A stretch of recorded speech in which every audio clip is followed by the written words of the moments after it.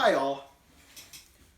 You meant it for evil, but God meant it for good. Those words of Joseph resonate with us, and we'd like to believe it.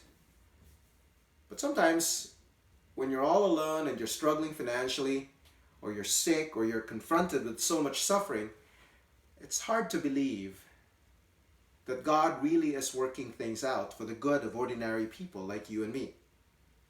So today, let's think about the story of Ruth and Naomi. What could be more insignificant than an old widow like Naomi and a widowed immigrant like Ruth? Naomi had moved to the land of Moab together with her husband and two sons in order to escape a famine in Israel. They were probably planning to stay only till things got better in Bethlehem. But their leaving Israel was not a good idea. It would have meant being cut off from family and worse, being cut off from the worship of God. After some time, Elimelech, who was the husband of Naomi, died. And her two sons married Moabite women contrary to God's commands. And about 10 years later, both sons died, leaving Naomi destitute. So she decided to return to her hometown of Bethlehem, having heard that the famine was over. She came back with her daughter-in-law Ruth, who had refused to leave her. Ruth, to provide for Naomi and herself, went to the fields to pick barley which the reapers had dropped. That was the Israelite version of social assistance. And she found herself at the field of a man named Boaz. Boaz treated her kindly and encouraged her to do all her gleaning in his fields. What Ruth did not know was that Boaz was a close relative of Naomi's husband, and he could be a kinsman redeemer. According to the laws of Israel, a kinsman redeemer could buy the land belonging to Naomi's husband and sons and marry Ruth, so that Elimelech's name could be perpetuated in Israel. In fact, Boaz would have had a moral obligation as kinsman redeemer to marry Ruth. So, Naomi advised Ruth to approach Boaz and ask him to marry her as the kinsman redeemer. Ruth obeyed, although that must have taken a lot of guts. After all, she was a widowed and destitute foreigner, and she was approaching a wealthy, respected older man and ask him to marry her. And she was to do this in the middle of the night. Hardly standard practice in any culture at any time. But much to her relief and considerable surprise, Boaz wholeheartedly accepted her marriage proposal and was so eager to marry her. He even convinced a man who had a prior claim, because he was a closer relative, to agree to let him marry Ruth. So Boaz and Ruth got married, and much to Naomi's delight, they had a son whom they named Obed. Now, you might say, that's a cute love story, but how does it show God's care for ordinary people? It would seem that all the credit should belong to Ruth, because she won Boaz.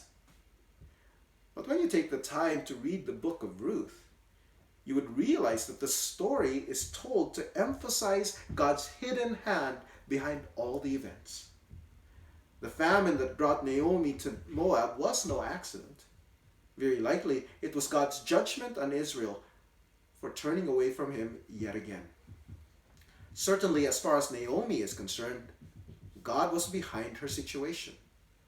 In her own words, "The Almighty has dealt very bitterly with me. I went away full, and the Lord has brought me back empty. Why call me Naomi when the Lord has testified against me, and the Lord has brought calamity against me?" And consider the providence that lay behind Ruth finding herself in Boaz's fields. The author uses supreme subtlety to bring the providence of God to our attention.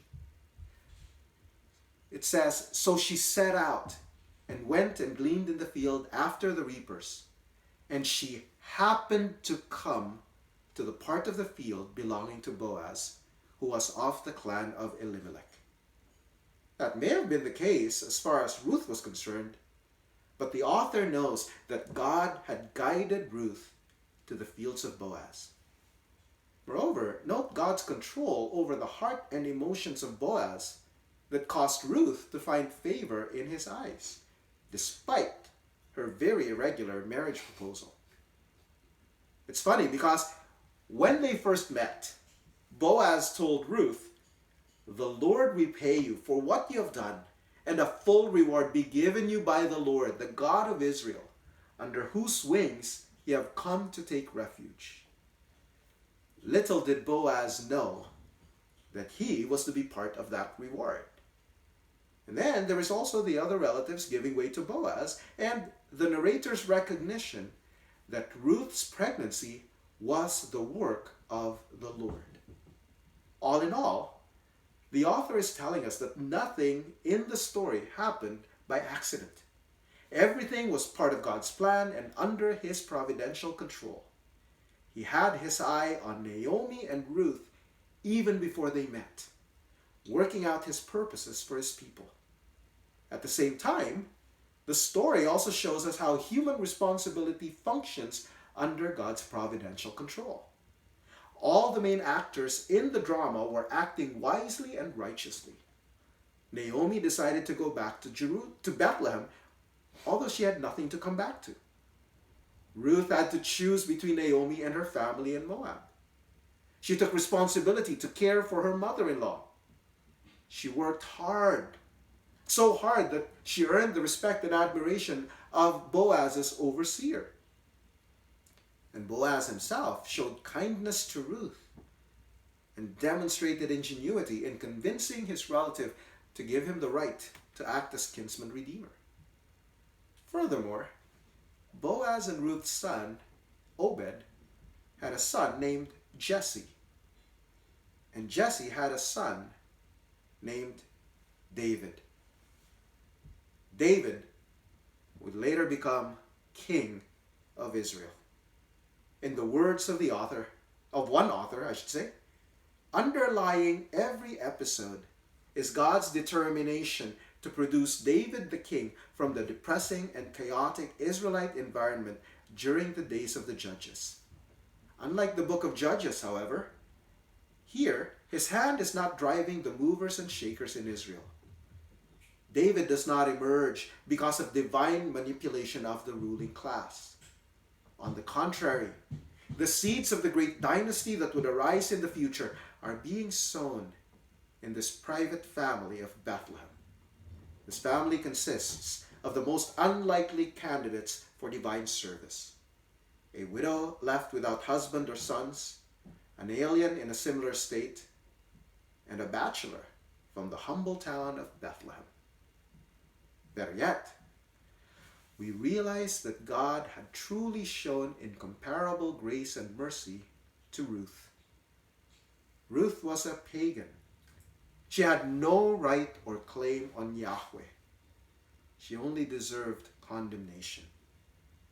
And yet, because she took refuge in Yahweh, which is another way of saying she put her faith in the Lord alone, she was granted the awesome privilege of being an ancestor not only of David, but also of David's greater son, the Lord Jesus Christ.